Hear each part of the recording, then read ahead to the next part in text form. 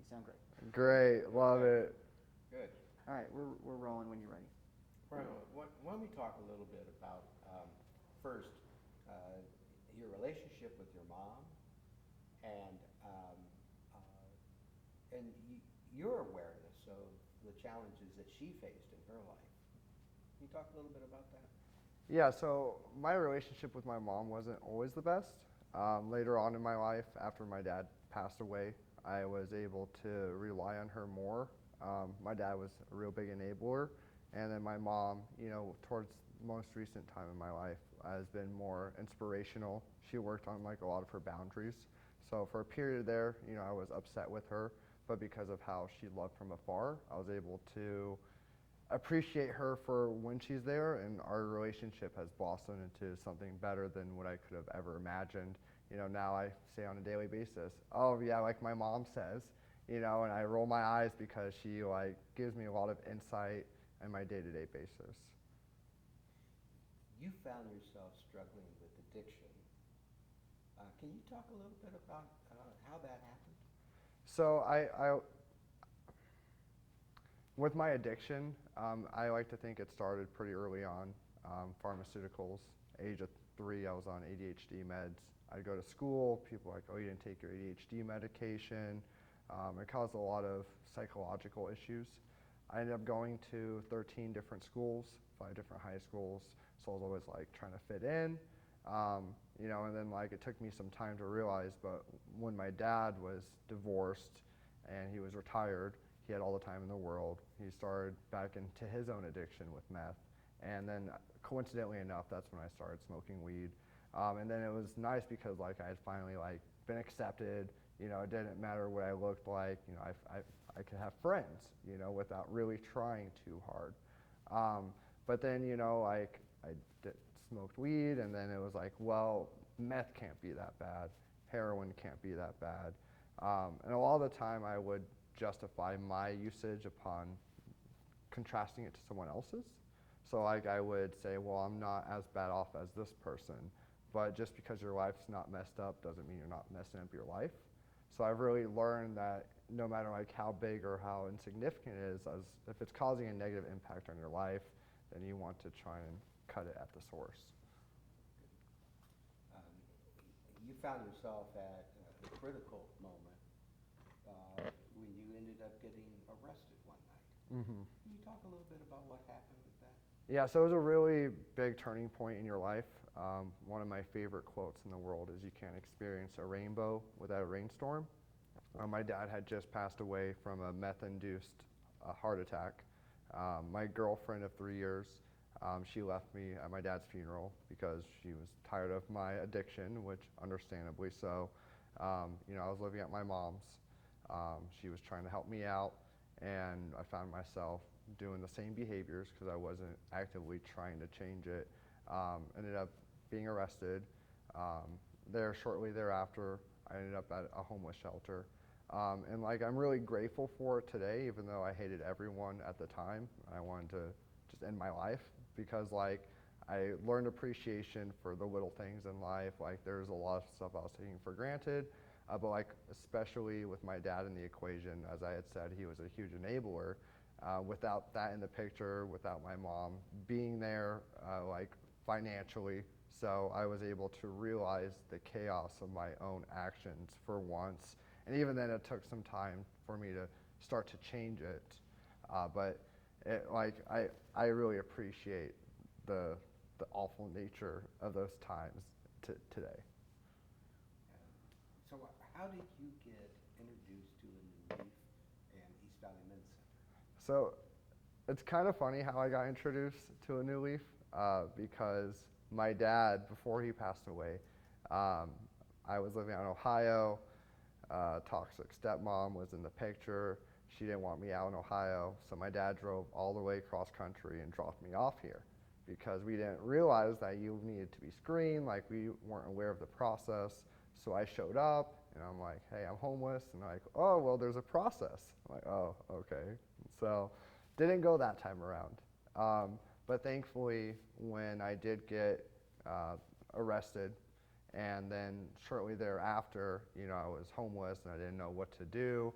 I decided to reach out to some people, specifically my mom, and she did her own research. She found the East Valley Men's Center. At that point, I did the pre-screening, and fairly shortly thereafter, I was accepted into the program here. How long did you spend at East Valley Men's Center? So my stay here at the East Valley Men's Center was just shy of 3 months. At the time, I was still actively using, primarily marijuana, but heroin pretty frequently. I was doing things that I shouldn't have been doing, and I found myself being asked to leave because I wasn't adhering to the rules. So what finally clicked for you? What finally clicked, like one thing I appreciate about this place is it helped me not deal with the ramifications. Like I was without East Valley Men's Center, I wouldn't have found the job that I stayed at for 3 years. I wouldn't have been able to find some sort of stability in the midst of instability. But what really clicked was just being done with having a terrible life, because I mean, like with a relationship, right? If someone's going through relationship after relationship, you have to realize that there's probably a part of them that's causing all this chaos. It can't always be this other person. So I just finally took a step back and was like, okay, so there's something that I'm doing that needs to change. Ended up calling my mom, telling her, I need help. And then that's when I went to rehab for the first time. You had an opportunity to come back to East Valley Men's Center and talk with some of the guys who were staying here. Can you talk a little bit about that experience? Yeah, I don't even know what caused the thought of me to come back and talk. It was when I had first been through recovery. I had been in and out of rehabs for a couple months. But I reflected on how I wish I had done things differently when I was here at the time. You're allowed to stay here for 3 months. They encourage you to save money. But when I was in that place of mind, I wasn't thinking about long term. I was very short term focused. So I came back here, was telling them how I wish I had done things differently. I wish I was honest with them about my drug usage.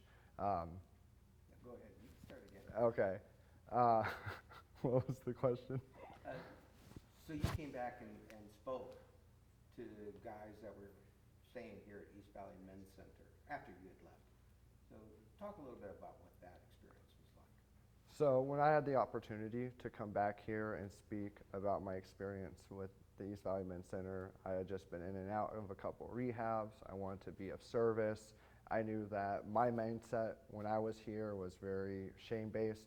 I didn't think if I was honest with the program that they would be helpful. I don't know if part of that was because I didn't want to do anything better with my life. I was just content with where I was. But I came back here because I didn't save any money when I was here. I didn't set myself up for success. And so I came back here and was like, I was doing heroin when I was here. I was hiding my marijuana usage. I didn't save up any money this entire time. I was still hanging around with the wrong people. And I was just very advocating of them to maybe give it a thought to either be honest with if their addictions are present or to try and save money while they're here, because the 3 months flies by. You talked about when you were here that even though you were still using, that there were things about East Valley Men's Center that gave you some stability, that helped you move on. Can you talk a little bit about that? Yeah, go ahead. So the stability portion of East Valley Men's Center and how it incorporated into my life is I was able to find a job that I was able to, the longest job I've ever had. Do that again.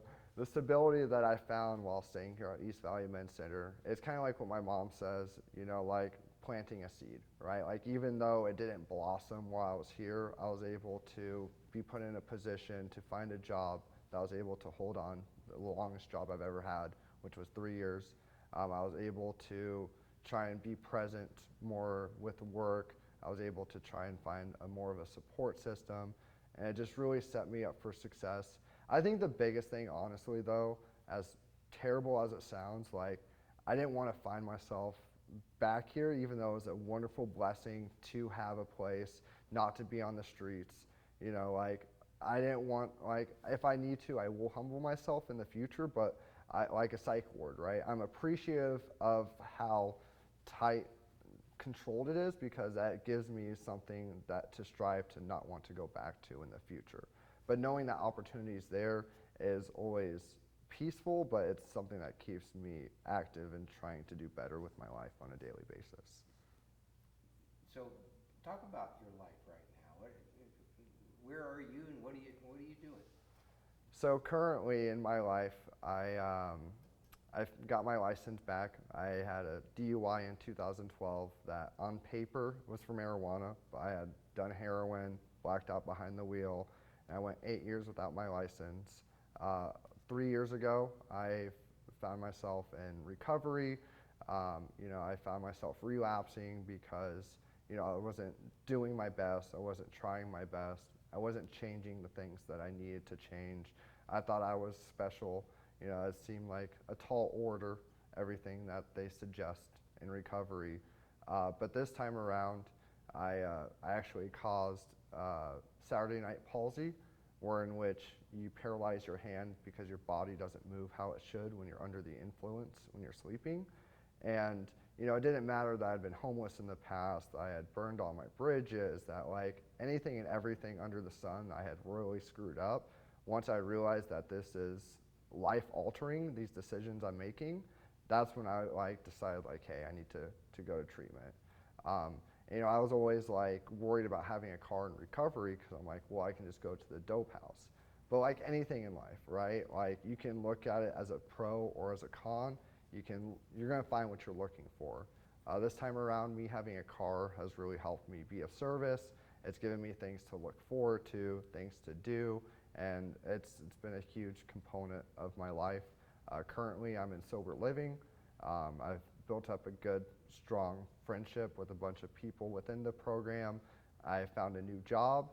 I've been trying not to settle this time, because when you're an addict, especially the recidivism rate with prisoners, right? You feel like you're lower ranked and there's not as many opportunities, so you constantly don't look or try and strive for better things because you feel like you're what you are, and so this time around I've just been trying to get out of my comfort zone, reach for opportunities that I didn't think were possible. Good. Do you have any messages for the people that will be viewing this video in terms of how important their support of East Valley Men's Center and the movement is? So with East Valley Men's Center, I honestly don't think I would be alive today. I don't think I would be anywhere close to where I'm at right now. I think it's a huge benefit to those who are struggling, especially in the heat. You just kind of want to kill yourself, at a point. It gave me a roof over my head. It gave me hope. It gave me food in my belly. They were very adamant about trying to set me up for success. And even though I wasn't in the place of mind to be setting myself up for success, they allowed me to see that I was worthy, that I was loved, because a lot of the times when you're homeless, your friends, your family, they're starting to love from afar, which understandably so, right? But you just feel like you're just at a loss, you want to give up, and when there's one place that'll give you a chance to restart over, that's the biggest blessing anyone could ask for. That's terrific. Jim, is there anything else that we're missing? Nothing's coming to mind. I think that was another fantastic job. Yeah, great job. If I could, Yeah. maybe talk just a little bit about what having the support from your mom means to you. And it sounds like she helped you connect to New Leaf and the Men's Center. Just a brief version of that. So the only reason why I didn't want to touch on that was because I don't want it to seem like She's the one that did anything for you. no. I get So that. it's I didn't want it to seem like favoritism or something along the lines. No, okay. not at all. Not Okay. at all. So talk about your mom and what she's meant to you and how she helped you in this journey. So as I had mentioned earlier, my mom and me didn't have the best relationship. A lot of that came down to, my dad and their relationship, which left it to be strained. It actually took me calling my mom on Mother's Day, telling her I hated her, like she was a terrible mom, and really what I was doing was deflecting about why I was having to take care of my dad and his addictions and not understanding everything that was going on. And I really do think everything happens for a reason, because when my dad passed away, I relied more heavily upon my mom. And my mom in that time had really started to work on herself. She was trying, looking to be more inspirational, be a part of the community, finding like a spiritual relationship on a day-to-day basis. And what really helped in that was she found herself being able to guide me in the right directions. Like you can lead a horse to water, but you can't make them drink it. But you can also plant a seed, and that's really what it's about. So like thankfully I knew that I could reach out to her, even though she wasn't gonna get me where I needed to be. She was gonna push me in the right direction, which I think is just like in recovery, right? Like if you're doing it for someone else or someone's telling you to do it, then you're not as likely to try your best. But being able to put that own legwork in, she connected me with East Valley Men's Center, because I think what limits a lot of people in life is ignorance.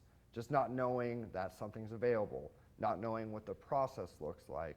You're gonna limit yourself from a multitude of opportunities in life. And so without her being a cornerstone towards the most recent years of my life, I wouldn't be the individual I am today. What's your mom mean to you today? My mom is my role model, as much as I hate to say it. Because on a daily basis, like I had stated before, I'm always rolling my eyes, as my mom says. There's a lot of quotes that I really appreciate that she's brought into my life. Working on boundaries. One of my favorite things in life is. What's your mom mean to you today? My mom is definitely my role model today. She's given me insight to how to tackle relationships with others. There's a few quotes that I really hold dear to me. One of them was one that was placed upon me a few times, is your poor planning doesn't constitute my emergency.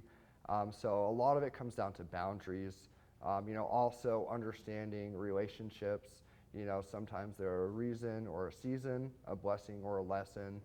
Just giving me insight in how to go about my days, how to improve myself, in multiple mannerisms. Perfect.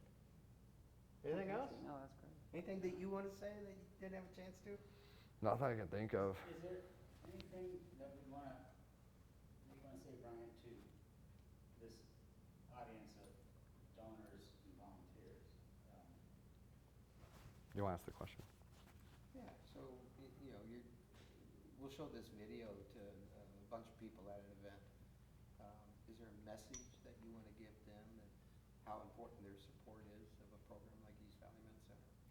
So, first of all, little heart to you guys, because you've really changed my life, and obviously I'm one of hundreds, if not thousands, of people that you've changed for the good. You've given us hope, you've given us possibilities, you've opened up opportunities, you've allowed our loved ones to be there for us when we needed to, when they could be in our lives. Your small or big donation, even your time, which is the most invaluable thing, it moves mountains. Great. Perfect. Fantastic. Great work. Okay. Yeah. Do you want anything with us together?